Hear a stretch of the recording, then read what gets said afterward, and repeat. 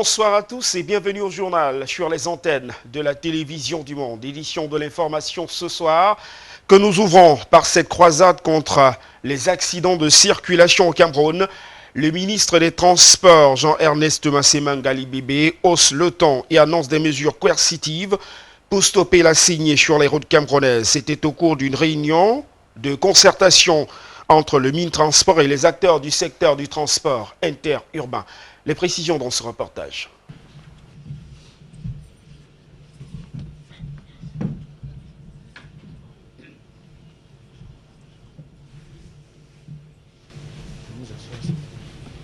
Dans la salle de conférence du ministère des Transports du Cameroun, les syndicalistes du transport urbain et interurbain échangent avec Jean-Ernest Massemangali Bibé. Cette rencontre, qui précède la sanction infligée à Binam Voyage par le Minetransport pour avoir transporté sur le trajet des voyageurs à l'origine d'un braquage à bord du bus LT 411 HC, était donc loin d'être un long fleuve tranquille au pic des syndicalistes, courroucés par l'acte ministériel. Malheureusement, a pris sur lui de s'arrêter en cours de route pour porter l'espoir des passagers qui ont été à l'origine du braquage.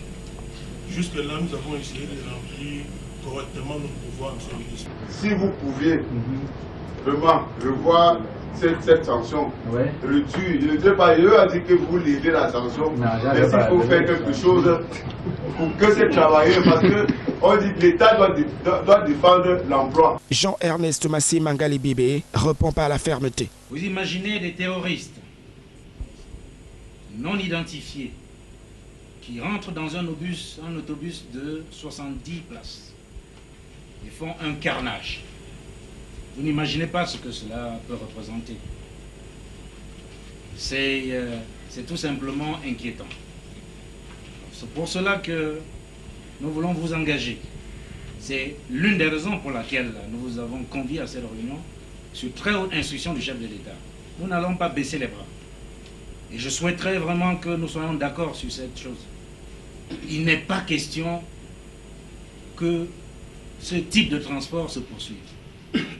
Nous allons abriter la canne, le CHAN, dans très peu de temps. Vous imaginez l'image que cela peut renvoyer auprès de ceux qui empruntent nos véhicules, nos transports, nos modes de transport. Nos modes de transport ne sont pas sûrs. N'importe qui peut rentrer dans un autobus sans être identifié et faire ce qu'il veut. La preuve, 70 personnes ont été dépouillées, mais alors dépouillées de tous leurs biens.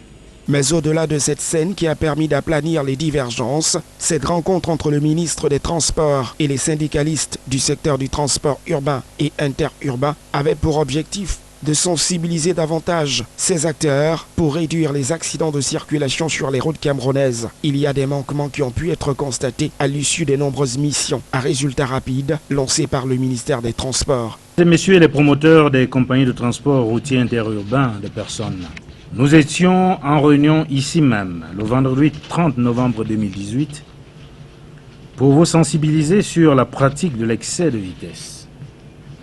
L'opérationnalisation des radars fixes sur la route numéro 3 et la fin de la phase expérimentale des dits radars. Au cours de cette réunion, nous avons dressé le passif en matière d'excès de vitesse de chacune de vos compagnies, assorti des amendes qui auraient pu vous être infligées, que nous avons d'ailleurs porté à votre connaissance ce jour. Seules quelques compagnies ont cru devoir agir conformément aux instructions données et que selon les rapports, le nombre de cas d'excès de vitesse est sans cesse croissant. Toute situation qui rentre et qui reste à déplorer.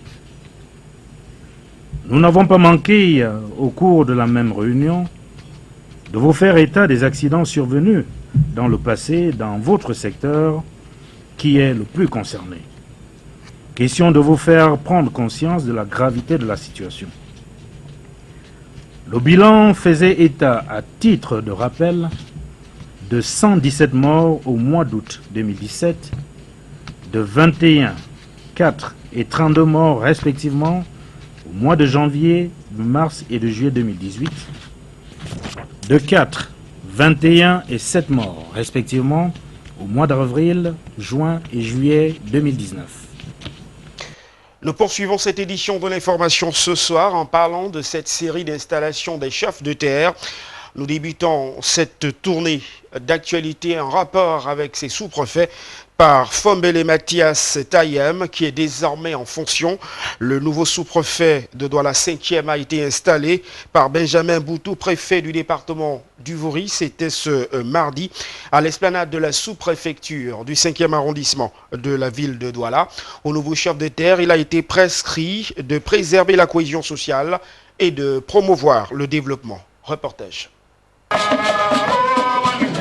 Dans la première partie de son discours à l'esplanade de la sous-préfecture du 5e arrondissement de la ville de Douala, Benjamin Boutou n'a pas tari d'éloges à l'endroit de Bakoma, Zachéos et Lang, sous-préfet sortant du 5e arrondissement, appelé à d'autres fonctions.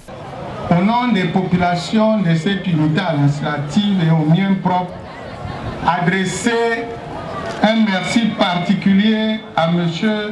Bakoma, Zachéos et Lango pour le travail abattu en 2 ans, 1 mois.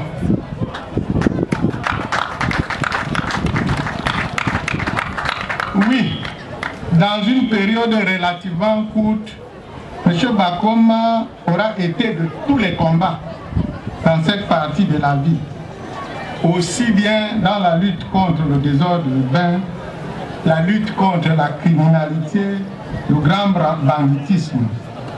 Il a su relever tous les défis propres à toute grande agglomération. Thank you, Mr. Bakoma, and I wish you long life for your new career. Il s'agira donc pour Fombele Mathias Tayem de suivre les traces de son prédécesseur, lui qui a été porté à la tête de cette sous-préfecture le 7 octobre dernier. Décision du président de la République Paul Biya, dont la substance a été rappelée par le préfet du département du Vouri. Administrateur civil principal et sous-préfet de Konsamba 3e, le nouveau chef de terre du 5e arrondissement jouit d'un parcours admirable. Pour remplacer M. Bakoma Zachéos, un haut fonctionnaire chevronné, a choisi un autre, comme je l'ai dit tout haut, à la personne de M. Fombele Mathias Tayem.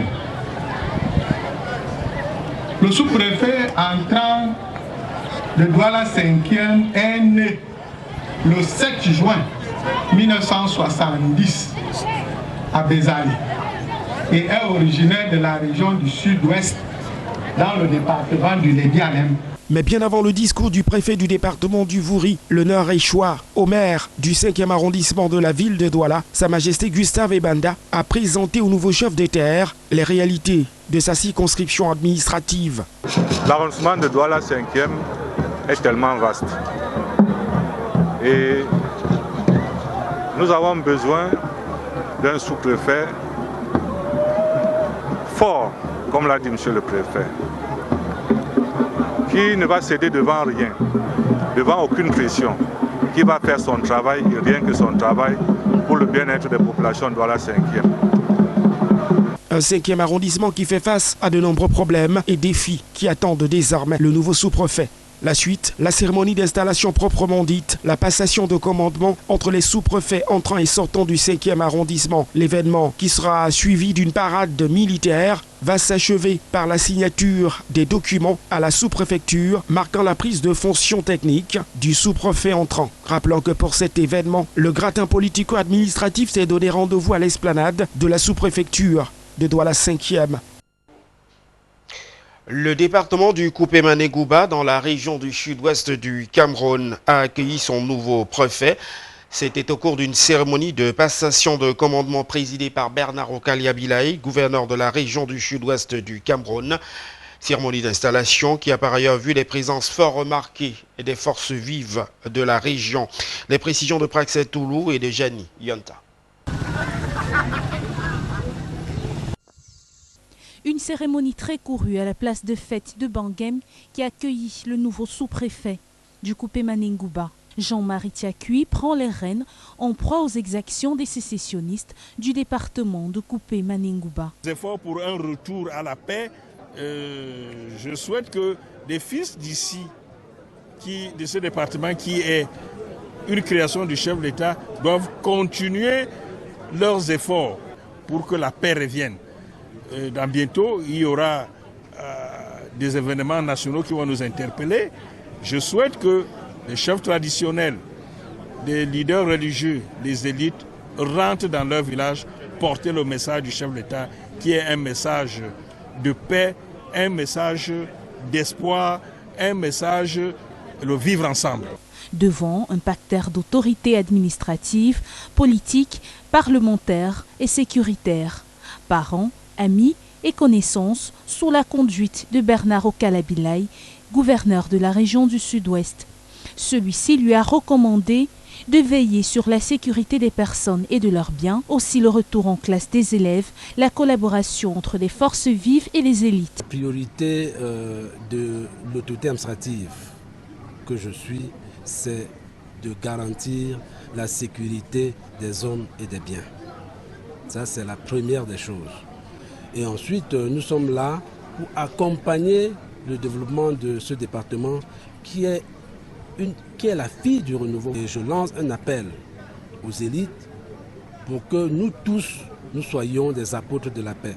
Précédemment, sous-préfet de l'arrondissement de Douala 1er, Jean-Marie Tiakui prend les commandes du département du Coupé-Maningouba dans le sud-ouest en remplacement de Kenyati Augustin, appelé à d'autres fonctions après avoir passé 2 ans à la tête de ce département. Dans le registre des faits de société, nous parlons cette fois-ci d'infanticide dans la ville de Mbouda où une jeune femme ayant mis un enfant au monde a jeté le fruit de ses entrailles dans les latrines. La nommée Nembo Modestine, présumée assassin, a échappé de justesse à la vindicte populaire au quartier Nilon, lieu-dit en l'an 2000. Les précisions de Jean-Jamais Yedna et de Rostand Difo.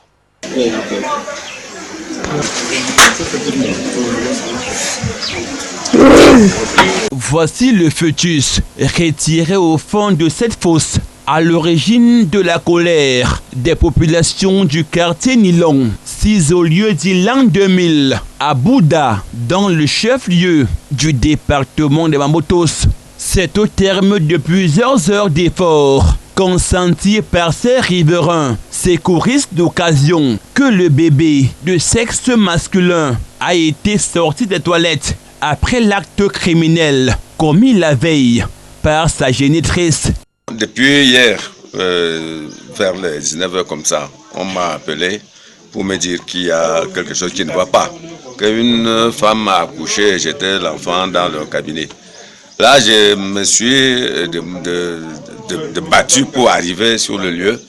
J'ai commencé dès ce moment-là à appeler le commissariat, et même jusqu'à arrêter le sous-préfet d'appuyer la situation. Mais pour finir, il a fallu que j'appelle la gendarmerie, et la gendarmerie en dernier ressort. Voilà que c'est la gendarmerie qui est venue intervenir. Et nous voici. À ce moment, on m'a dit d'attendre, nous a demandé d'attendre que les gens de sapeurs-pompiers viennent. Jusqu'à présent, comme ils ne sont pas venus, avec la famille, on s'est entendu pour voir vraiment qu'il faut enlever le corps. Et nous sommes là, comme ça, en train de débrouiller pour enlever. Nembo Modestine a eu la vie sauve grâce à l'intervention musclée des éléments de la brigade de Bouda qui ont intervenu devant cette foule en furie, décidée d'en découdre avec cette jeune dame de 17 ans qui déclare par ailleurs ne pas être au courant de sa grossesse. C'est ça, tombé. Maintenant, je dis à ma soeur que ça a tombé. On a dit que c'est moi qui ai fait ça. Comme c'est pas moi qui ai fait ça. Donc tu ne savais pas que tu étais enceinte? Oui, je ne savais pas. Je venais ici là que je veux faire. Tu as des grossesses combien de mois? Un père me dit que je suis enceinte. Parce que je ne connais pas que je suis enceinte. Il est venu ici qu'on fait le test que je suis enceinte parce que j'ai compris les gens parler. J'ai compris les gens parler comme ça. J'ai dit à personne qu'elle m'a fait ça.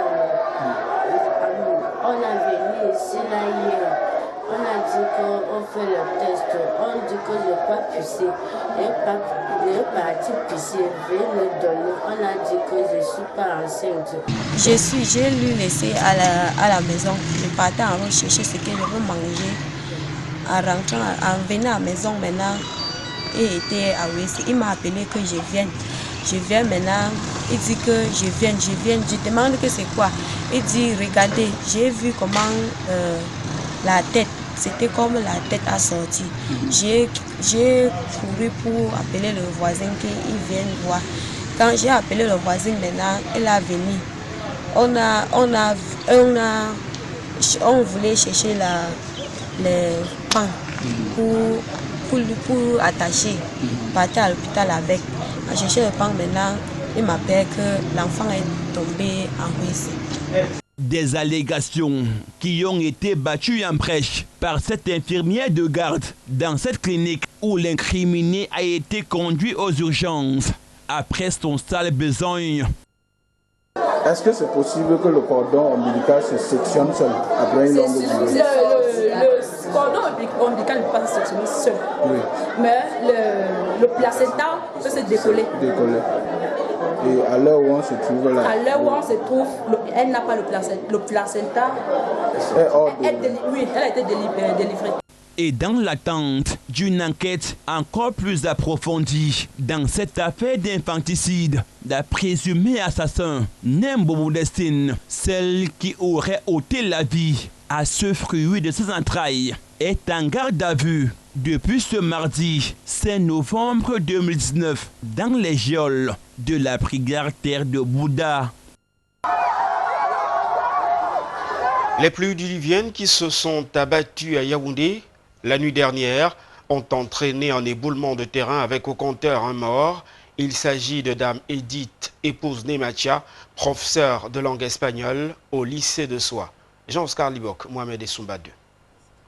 Sinon, il est 5 à peu près quand j'entends un gros bruit. En allant se coucher dans la soirée, la famille Nematia n'avait pas songé être au feu des rampes dû à un éboulement de terre qui viendrait troubler leur existence à jamais. Triste début de la semaine, la grande pluie qui s'est abattue à la capitale politique Yaoundé est venue emporter la vie de Dame Edith, épouse Nematia, professeure d'espagnol au lycée de Soie. Comme tous les matins, elle a respecté le rituel de dame de maison avant de préparer le cours qu'elle ne donnera finalement pas à ses élèves du lycée de Soie. Car le drame est venu mettre un terme à ce rêve. La population saisie par les cris du père de la maison est venue porter secours à cette famille qui n'arrive pas encore à croire à ce qui les arrive. Dans la nuit vers 5h moins 20, donc, il y a eu l'éboulement qui s'est passé comme vous voyez. Donc, moi j'étais chez moi en train, je m'apprêtais pour voyager à Lom pour un chantier. Donc, quand cela s'est passé, il pleuvait toujours. Je suis arrivé, j'ai trouvé d'abord un mort, une femme couchée là-bas dehors, déjà qu'on a déjà enlevé, que son mari a pu déterrer. Avec les gens, la population qui était à côté, les voisins. Quand elle a crié dans la nuit au secours, les gens sont quand même arrivés. Moi, je suis venu quand le corps était déjà là. Nous sommes là à Ngousso.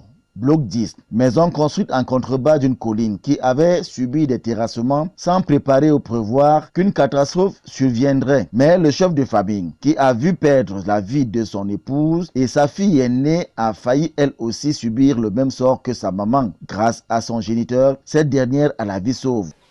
Le WC, comme vous voyez là, c'est un ancien WC construit par le type qui a le garage d'en haut là.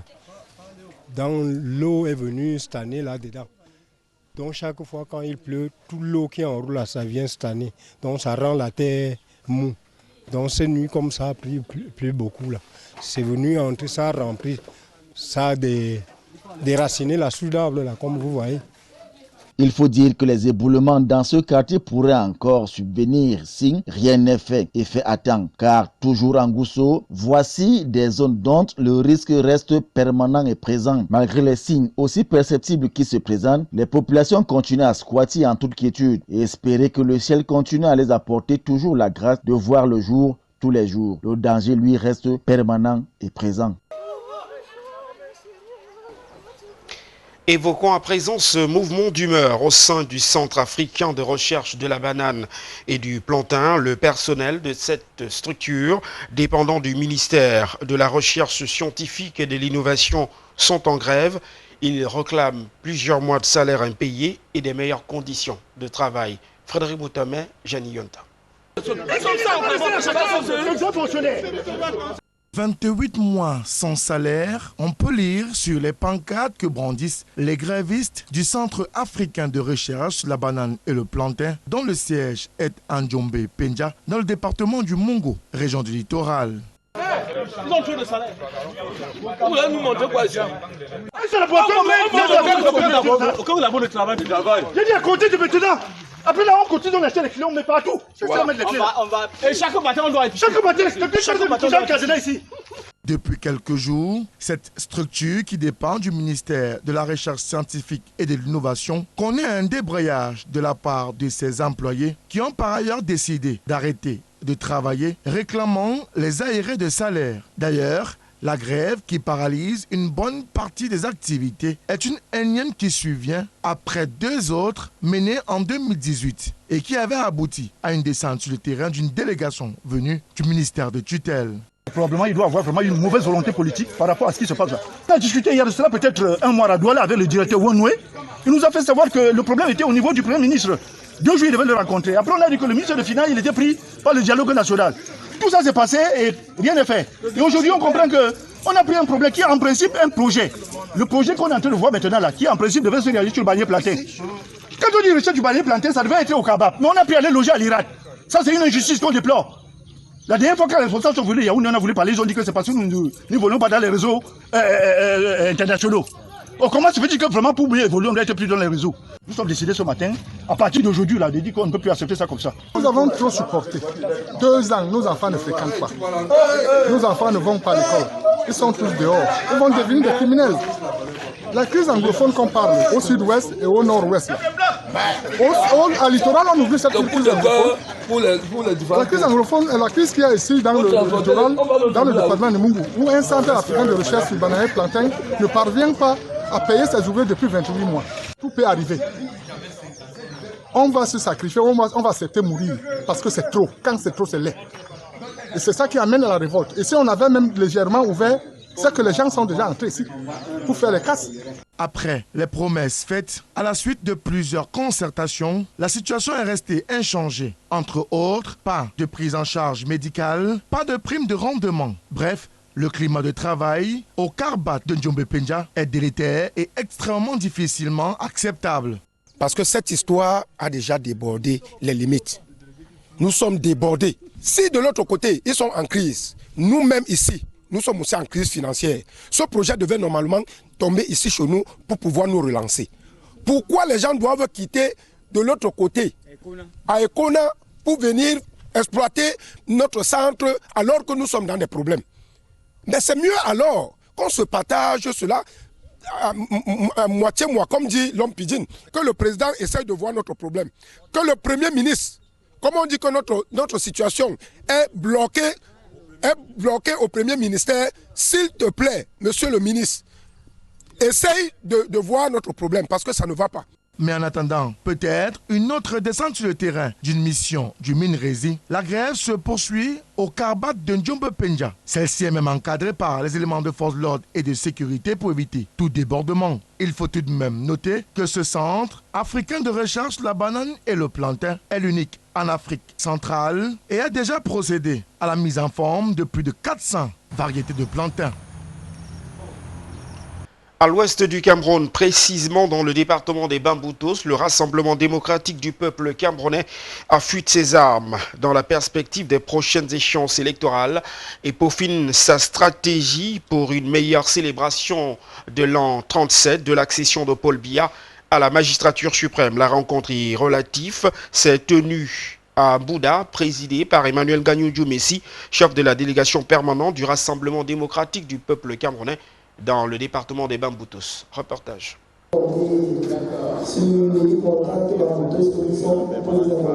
À Mbouda, dans le département des Bamboutos, le Rassemblement démocratique du peuple camerounais prépare déjà la fête du 6 novembre, date d'accession à la magistrature suprême de son Excellence Paul Biya, chef de l'État et président du Rassemblement démocratique du peuple camerounais. Les membres de cette formation politique se sont donc donné rendez-vous à la maison du parti de Mbouda, une assise de concertation qui a réuni autour du chef de la délégation permanente du comité central du Rassemblement démocratique du peuple camerounais pour les Bamboutos, Emmanuel Gagnou Messi, les conseillers municipaux, les parlementaires, les présidents de section, les chefs traditionnels et les élites de tout le département des Bamboutos, tout comme les membres du comité central qui se sont donnés pour défi d'élaborer une meilleure stratégie de communication en vue de donner un éclat particulier à la fête du 6 novembre 2019. Que tous, nous devons comme un seul homme nous mobiliser derrière notre président de la République. Ce mendiant célèbre de la paix. Tous nous mobiliser derrière lui et à la suite du grand dialogue national, devenir chacun une petite colonne qui partout sur son chemin distille le message de la paix. Parce que ça dit chacun doit faire ce travail. Et les Bamboutos, nous savons déjà de quoi il est question. Nous sommes à l'œuvre. Nous allons continuer.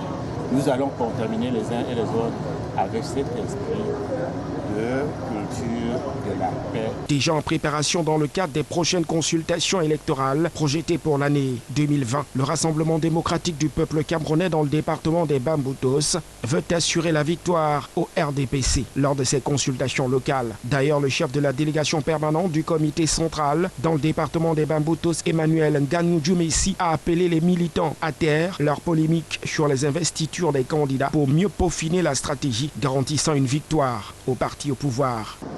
L'adversaire, c'est ceux d'en face. Ce n'est pas votre camarade, même s'il a aussi une ambition politique comme vous. Il ne devient pas un adversaire. Il y a un peu trop de calcul politicien. On passe le temps à élever les uns contre les autres parce qu'on se prépare à devenir ceci, à devenir cela. Ce département a tant souffert,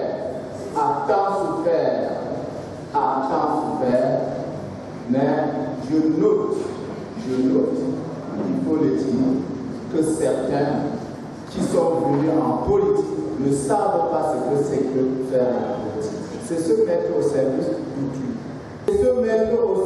d'autrui. Rappelons qu'au cours de cette concertation de Mbouda, en vue de préparer la célébration du 6 novembre et d'affûter les armes en vue des prochaines consultations municipales et législatives au Cameroun, a également permis de lancer un appel à la vigilance à tous les militants et militantes du Rassemblement démocratique du peuple camerounais qui sont appelés à soutenir les candidats qui seront investis avant cette échéance. Toujours dans le département des Bamboutos, nous parlons à présent de transhumance politique. Plusieurs militants issus de l'opposition ont regagné les rangs de la section RDPC Bouda Centre 1. Ils ont été reçus par Emmanuel Gagnou Messi, le responsable de la délégation permanente du comité central dans ce département. Frédéric Moutamé, Rostandifo. Ils sont près de 200 nouveaux militants démissionnaires de plusieurs partis politiques de l'opposition qui retrouvent et regagnent les rangs du Rassemblement démocratique du peuple camerounais dans la section Bamboutos, Centre 1 à Bouda. De rejoindre les rangs du Rassemblement démocratique du peuple camerounais, surtout démissionnant de plusieurs autres partis de l'opposition, entre autres IDC, MCL, SDF, pour une raison simple, probable, visible. C'est important de s'aligner derrière le RDPC parce que le RDPC, c'est d'abord un parti de l'avenir. Depuis j'étais dans l'opposition. De nos jours, avec une licence en droit, qu'est-ce que l'opposition va faire? quel dynamisme l'opposition m'a donné. Mais aujourd'hui, je dis à faire son excellence, Ganou Djoumessi, ministre des Travaux publics, il a fait ses réalisations dans le département de Bamboutos. À un moment donné, il faut faire le choix. Et le choix que l'homme devrait faire à un moment donné de sa vie doit être un choix utile, un choix porteur. Nous, dans le département des Bamboutos, aujourd'hui, nous avons constaté un certain nombre de réalisations. Et nous nous sommes dit, pourquoi ne pas également emboîter le pas pour que, n'est-ce pas, Bouda devienne une cité, pour que Bouda devienne la belle. Voilà pourquoi nous avons choisi de nous attacher au RDPC afin que Bouda se transforme normalement et que le Cameroun également atteigne ses objectifs. Constitués de 8 cellules dites de production, ils ont été introduits dans cette formation politique proche du pouvoir ce dimanche à la maison du parti RDPC de Bouda par Emmanuel Ganou Djoumessi, chef de la délégation permanente du comité central du RDPC pour les Bamboutos. Et nous sommes là véritablement pour élargir notre base électorale, entretenir la flamme militante. Ça fait 6 cellules, nous allons continuer à en installer. Et nous accueillons de plus en plus des gens qui viennent dans notre parti. C'est le parti du développement et c'est la raison pour laquelle les gens viennent nombreux. De plus en plus, on les encadre. Pour l'occasion, il leur a remis les textes de base du parti, les effigies et les pagnes aux 3 couleurs RDPC, OFRDPC et OJRDPC, en rappelant à ces nouveaux venus qu'en politique, on ne marche pas seul. Bamboutos va célébrer le 6 novembre, c'est une date anniversaire extrêmement importante pour nous. C'est la date de l'accession à la magistrature suprême de son Excellence Paul Biya.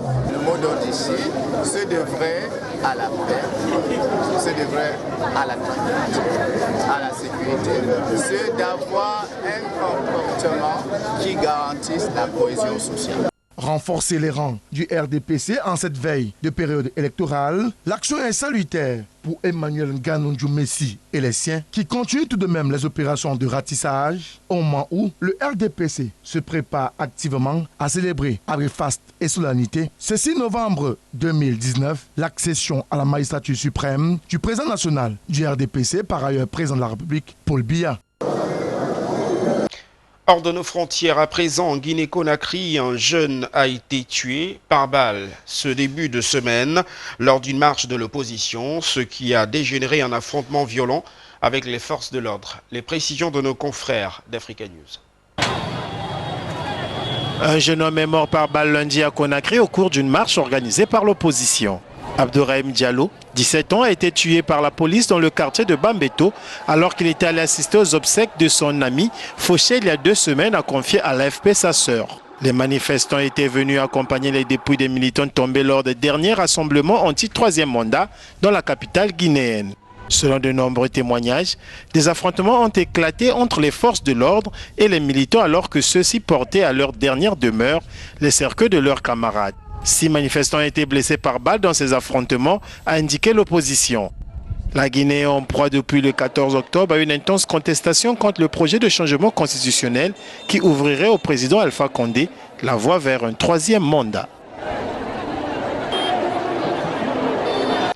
C'est ici que s'achève cette édition de l'information ce soir. Merci de nous avoir suivis. Bonne suite des programmes. Au revoir.